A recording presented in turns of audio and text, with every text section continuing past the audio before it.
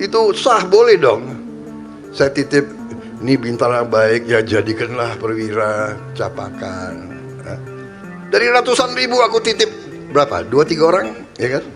Prabowo mengaku titip ex pengawal di Polri, tapi nggak titip ponakan saya.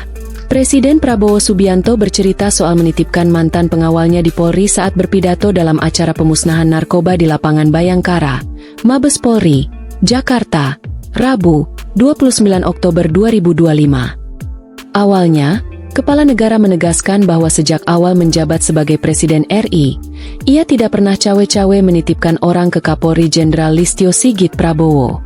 Di awal pemerintahan saya hormati Anda. Saya tidak cawe-cawe, saya tidak titip satupun pejabat, saya tidak titip. Benar, Kapolri? Ucap Prabowo, Rabu siang. Meski begitu, ia mengakui memang pernah menitipkan segelintir mantan pengawalnya di Polri. Ya, kalau mantan pengawal saya ada polisi yang dulu ngawal saya, tolonglah masuk secaba, masa, ya kan?